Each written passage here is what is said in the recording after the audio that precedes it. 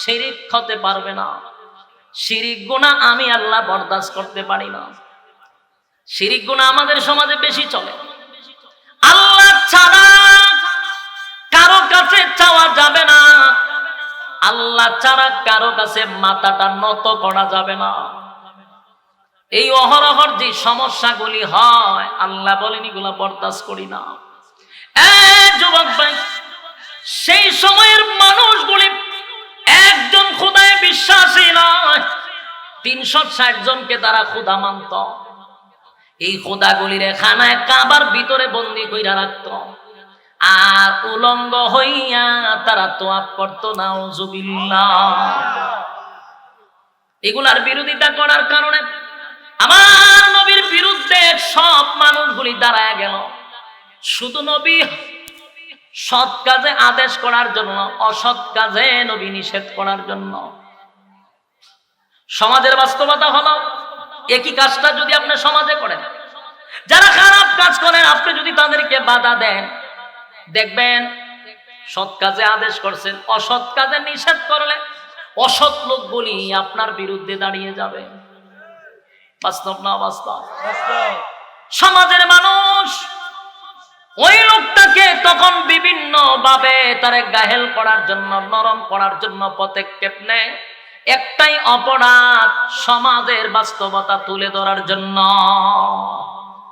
আল্লাহর নবীর একটাই মিশন ছিল, এই জমিনে হুকুম চলবে আল্লাহ।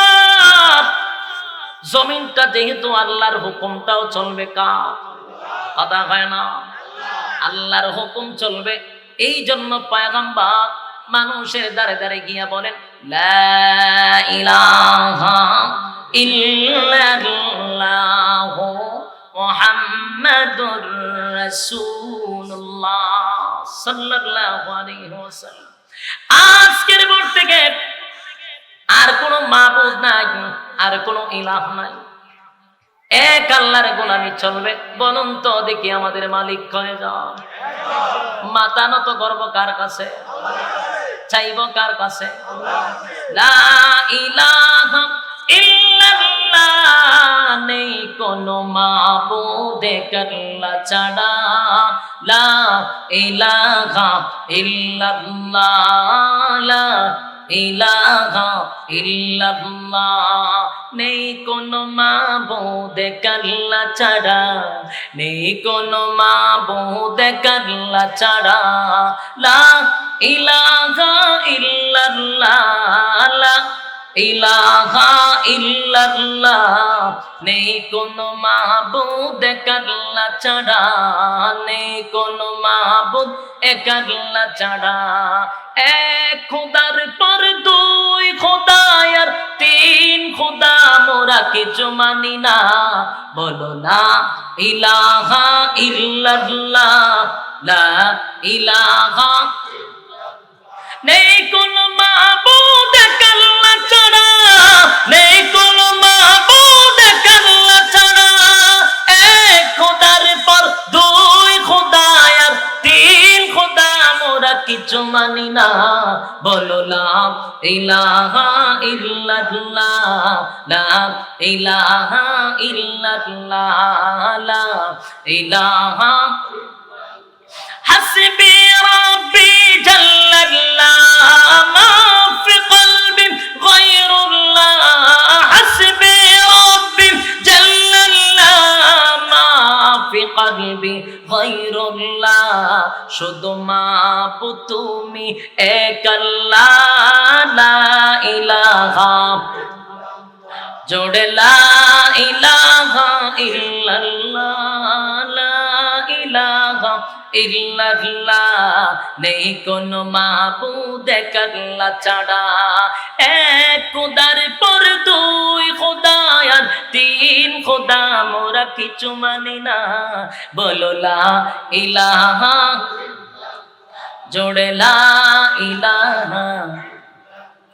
ইন্না সালাতি ওয়া নুসুকি ওয়া মাহইয়ায়া ওয়া মামাতি লিল্লাহি রাব্বিল আলামিন লিল্লাহি রাব্বিল আলামিন লিল্লাহি রাব্বিল আলামিন। আমার নামাজ, আমার রোজা, আমার হজ, আমার যাকাত সব কিছু করে মোরা তোমারই জন্য। ইন্না সালাতি ওয়া নুসুকি ওয়া মাহইয়ায়া ওয়া মামাতি ইন্না সালাতি ওয়া নুসুকি ওয়া মাহইয়ায়া ওয়া মামাতি লিল্লাহি রাব্বিল আলামিন লিল্লাহি রাব্বিল আলামিন লিল্লাহি রাব্বিল আলামিন। নেই কোনো মাবুদ আল্লাহ ছাড়া, বলো লা ইলাহা ইল্লাল্লাহ, ঠিক না? আল্লাহর হাবিবে কিবরিয়া সেদিন যখন মক্কা নগরীতে বললেন, আজকের পর থেকে এই জমিনে একমাত্র চলবে গোলামি আল্লাহ, গাছের পূজা, মাছের পূজা, সূর্যের পূজা, চন্দ্রের পূজা এই জমিনে চলতে দেওয়া যাবে না।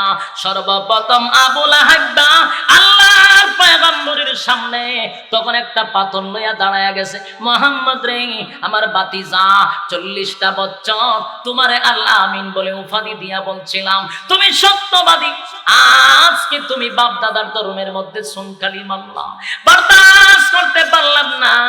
আল্লাহর পয়গম্বরকে বলে, মুহাম্মদ তুমি ধ্বংস হয়ে যাও। নাউজুবিল্লাহ। যুবক ভাই, আল্লাহর হাবিবকে মহান আল্লাহ সান্ত্বনা দিয়া বলেন, হাবিব আমি মালিকরে যদি কেউ গালি দেয় আমি বরদাস্ত করতে পারি, আমি বানাইছি বন্দা, বন্দা আমার গালি দিলে আমার কষ্ট লাগে না, কিন্তু আপনি নবী যদি কান্দেন আমি আল্লাহ যে বরদাস্ত করতে পারি না। ডাক দিয়ে আমার হাবিব কেন কান্দেন গো? কোন কারণে কান্দেন? কি আপনাকে এমন ব্যথাটা দিল যেই ব্যথার কারণে আপনার চোখ দেয়া পানি পড়ে? বলেন না আমি আল্লাহর কাছে। আল্লাহর নবী বলেন, মালিক রে আপনি কি জানেন না আমি কেন কান্দি? আল্লাহ বলেন, নবী গো আমি জানি গো নবী আপনি কেন কান্দেন আমি জানি, কিন্তু আপনি নবীর জবান দিয়া শুনলে যে আমি আল্লাহর ভালো লাগে, এই একটা জবান বন্ধ রাখবেন না, বলুন আল্লাহু আকবার। যুবক ভাই, আল্লাহ ডাক দিয়া বলেন, হাবিব আপনার জবানের কথা শুনলে যে আমার ভালো লাগে গো নবী, বলুন না কেন কান্দেন? আল্লাহর নবী বলেন, মালিক রে দায়িত্ব দিলেন বড়, আপনার হুকুম পালন করার জন্য আমি মানুষের দ্বারে দ্বারে আপনার কালেমা নিয়ে যাই, কিন্তু মানুষ আমারে গালি দেয়, মানুষ আমারে পাথর মারে, মানুষ আমার ঢিল মারে গো, আমার কষ্ট লাগে না, আমার শরীর থেকে রক্ত বাহির হয় আমার কষ্ট লাগে না, কিন্তু কষ্টটা লাগে নিজের মানুষ আমারে যখন পাগল বইলা গালি দেয়। আমার মা নাই, বাবাও নাই গো, দুনিয়াতে আসার পরে বাবারে দেখলাম না, দুনিয়াতে আসার পরে 6 বছর হতে না হতে আমার মারেও আমি হারাইলাম। এরপরে আমার দাদা ছিল, দাদাও চির বিদায় নিয়ে গেল। আমি তো বাবার চেহারাটুকু দেখলাম না, তাই আমার চাচা গুলিরে বাবার মতো মনে করি, আমার চাচি গুলিরে মায়ের মতো মনে করি, কিন্তু বাবার মতো চাচা যখন আমারে পাগল পাগল বইলা গালি দেয়, মার মতো চাচি যখন পাগল পাগল বইলা গালি দেয়, এত কষ্ট লাগে মালিক, বরদাস্ত করতে পারি না। আমার তো মা নাই, আমার তো বাবা নাই, আমার চাচি মার মতো হইয়া কেমনে গো আমারে গালি দেয়, আমার কষ্ট লাগে, তাই তো ব্যথায় ব্যথিত হইয়া আমি কান্দি। আল্লাহ ডাক দিয়া বলেন, এই পৃথিবীতে আপনাকে সান্ত্বনা দেওয়ার কেউ নাই গো হাবিব, আপনারে কেউ সান্ত্বনা দিবে না, স্বয়ং আমি আল্লাহ আপনাকে সান্ত্বনা দিলাম। বন্ধু কান্দেন না, বন্ধু কান্দেন না, আপনার কান্না বরদাস্ত করতে পারিল, আপনি কান্দেন না, আপনি কান্দেন না। আমি আপনার সঙ্গে ওয়াদা দিলাম হাবিব, ওয়াদা দিলাম, ওয়াদা দিলাম, যারা আপনার এত অপপ্রচার করে, যারা আপনার এত সমালোচনা করে, আমি আল্লাহ ওয়াদা দিলাম তাদেরকে দিয়া আপনার প্রচার প্রসার করাবো।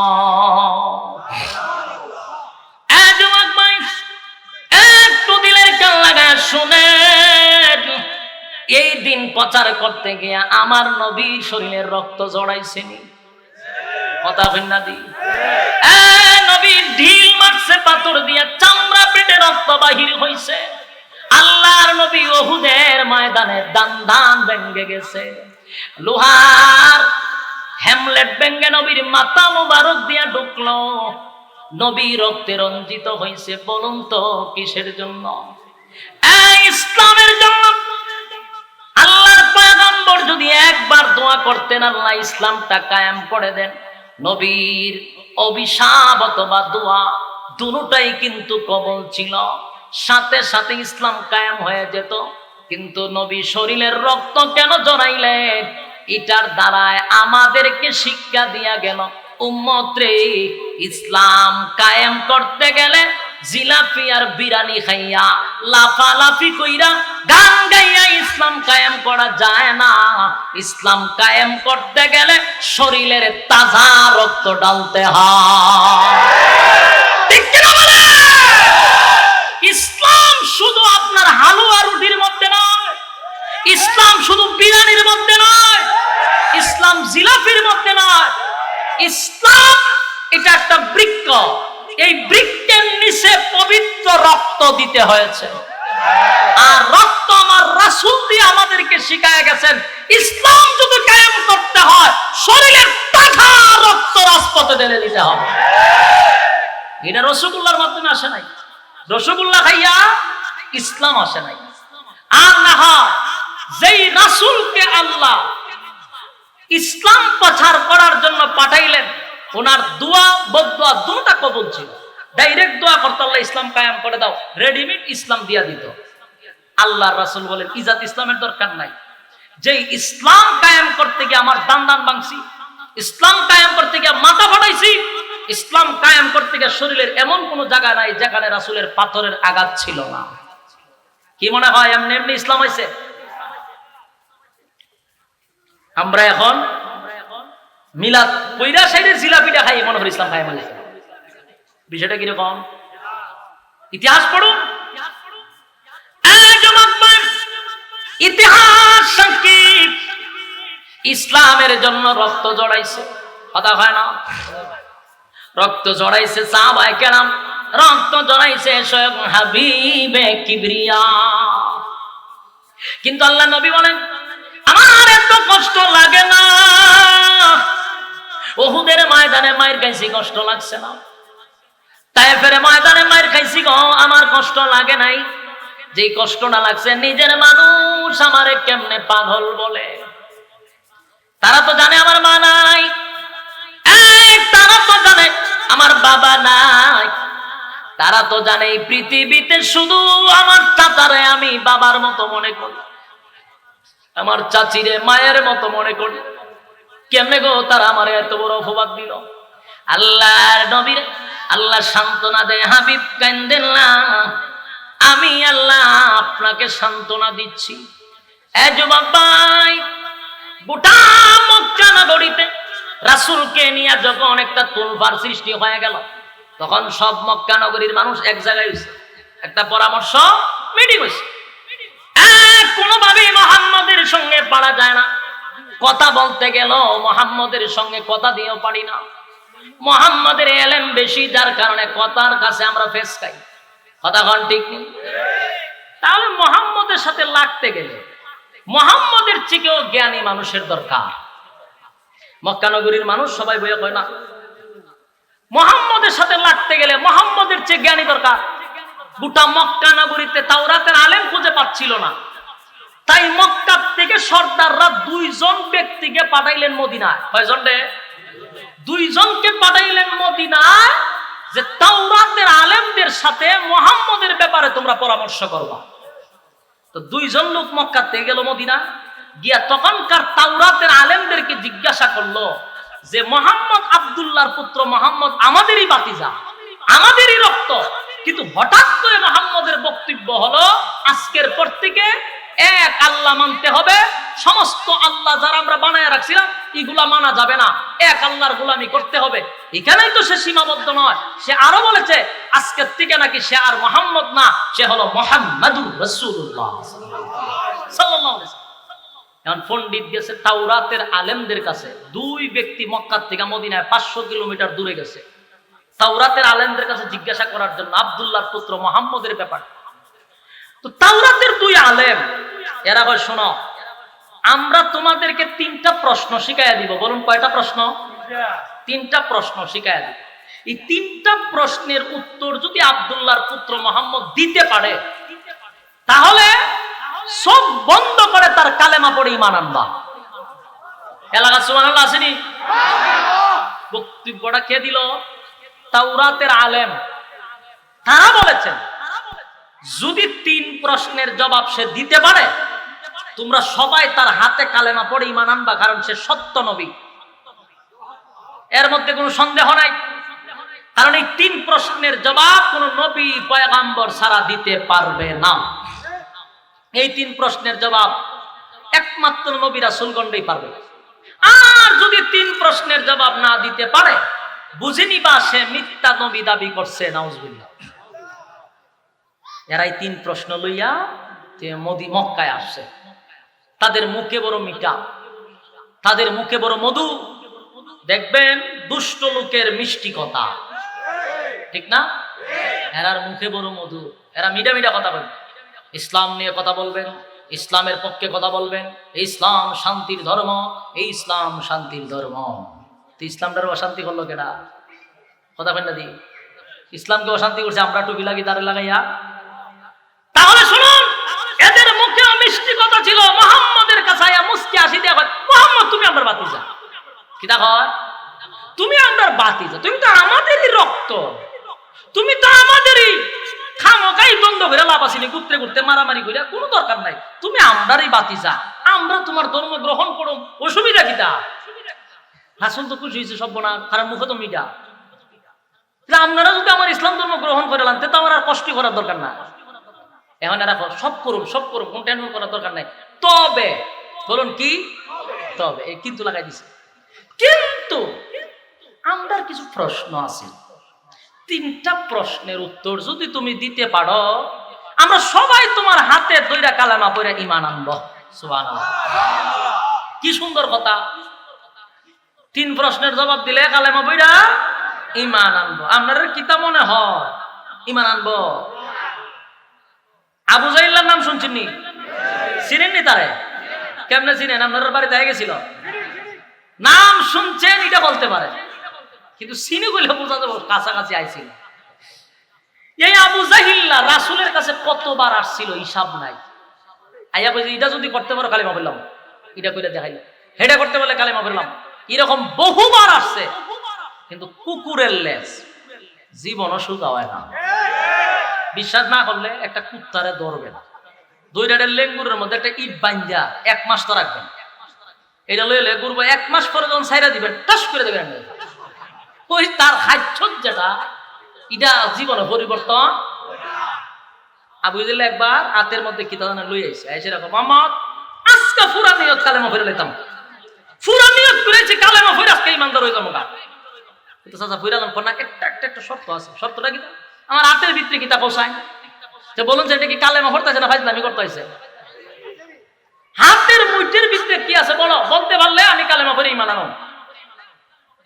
রাসূল কয় হাতের ভিতরে কি আছে এটা বলতে পারলে কালেমা পড়বেন? বলা হয়, বলে হাতের ভিতরে কি আছে আমার বলার দরকার নেই, আপনার হাতের ভিতরে কি আছে এটাই যদি আওয়াজ করে তো সর্বনাশ, তো আরো আগে কালেমা পড়ো। রাসূল ইশারা দিছে, হাতের ভিতর থেকে ভালো কণা রাসূলকে রাসূল হিসাবে স্বীকার করা শুরু করছে। বলতেছে আপনি সত্য নবী, আপনি শেষ নবী, আপনার উপরে ঈমান আনা দরকার। হ্যাঁ আবু জাহিল, ঈমান আন তাড়াতাড়ি। এই হাতের ভিতর দিয়ে বালকনায় জবাব দিছে। ও মাই মাই মাই, জাদু জাদু জাদু জাদু হয়ে দৌড় শুরু করছে। বলুন একে কালেমা পড়তেছি না ফাইজলামি করবার লাগছে? এটা হলো বান্ডাল, এগুলো আসে ফাইজলামি করার জন্য। এরা ইসলামের গান গায় ঠিক হয়, মূলত এরা ইসলাম মানতে রাজি না। এরা বুঝায় আমরা ইসলামের গান গাই, আসলে ইসলামের গান গায় না। আবু জাহিল কয় আমি ঈমান আনবার লাগি আইছি, হাতের ভিতরে কিতা খালি আমারে কইয়া দাও। তখন তো কইলো যে কিতা কইছে যে আমি কইতাম না, হাতের ভিতরে কিতা আছে ওটাই কইয়া দিব। এখন হাতের ভিতর দিয়ে কয় রে আবু জাহিল কালেমা পড়, উনি সত্য নবী, উনি শেষ নবী, উনি খাতামান নবিয়্যিন, সুবহানাল্লাহ। এখন হে কয় এটা তো জাদু, এটা কি কত বড় বান্ডাল চিন্তা করো। এরপরে দেখেন আরেকদিন আইছে, আয়া মোহাম্মদ যা ওইবার হইছে পদ্ম, তুমি আমার বাতি যা আজকা পুরা নিয়ত। বলে নিয়তটা কি? তা কালেমা পড়ে দাও। রাসূল তো ছিলেন রাহমাতুল লিল আলামিন, আমরা হইলে তো দুইটা ছোট্ট না মাইরে গেল তোর মতো এরকম ইমানদার তো যা মানলাম নি হইলে যত বড় বিশ্বাস হোক, কারণ মানুষ তো। আর উনি তো নবী না, আমরা তো আর নবী না, রাসূলের কথা বলতেছি, কারণ পীর সাহেবরা তো নবী রাসূল না। এরা তুই একটা ছোট্ট না মাইরে দিত যে তোর মতো মুরিদা না আমার দরকার নেই। কিন্তু আল্লাহর রাসূল তো রাহমাতুল লিল আলামিন, দয়ার সাগর। আবু জাহিল যে এরকম বিতলামি করে, রাসূল রাগ হয় না। রাসূল বলে চাচা কইন কি করতে হইব? কয় আমার হাতে একটা খেজুর আছে। তো জি দেখতেছি। কয় পিসিটা লাগাইয়া এখন ওই পিসির থেকে গাছ উঠবো, এখন ওই পিসির থেকে গাছটা বড় হইব, এখন ওইটার মধ্যে খেজুর ধরবো, এখনই ফাঁকবো, এখনই আমার খাওয়াইতে হইবা। বলুন কি কালেমা পড়তে হয়েছে না ফাইজলামি করতে হয়েছে? রাসূল কয় কইলে কি তুইব? কয় খালি মা পড়িলাম, তখনই খালি মা পড়িলে ঈমান আনি নিতাম তোমার উপরে।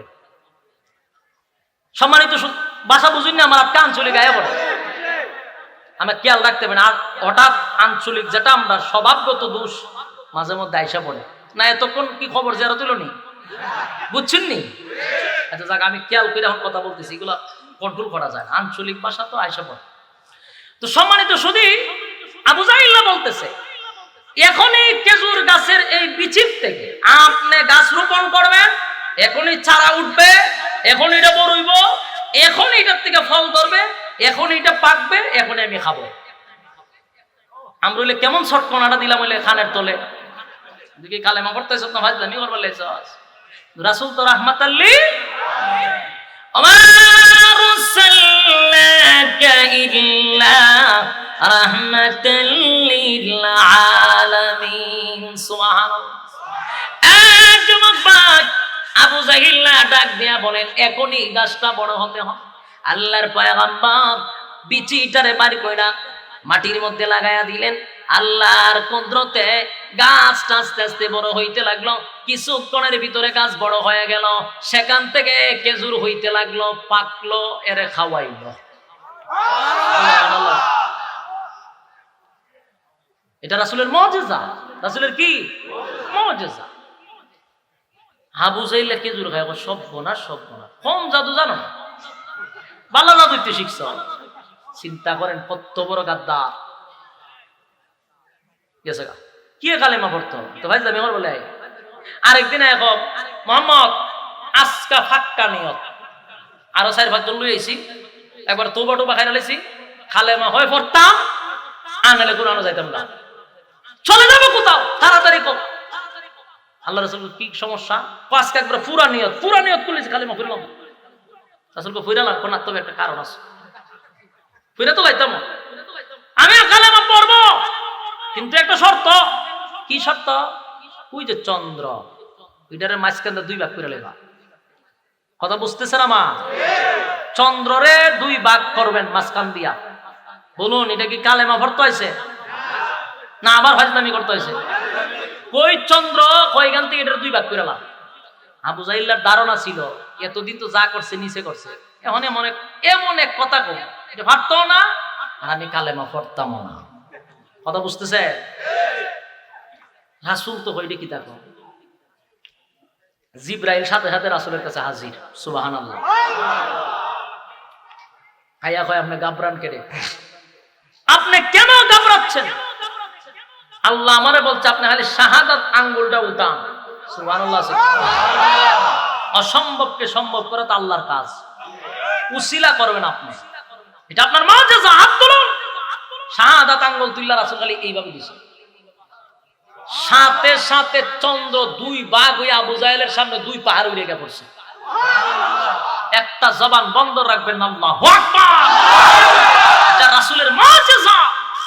আবু জাহেল হোম মাই গড, হোম সারা জীবন উঁচি জমিনের ভিতরে জাদু, ওহন দিয়ে আসমানও জাদু।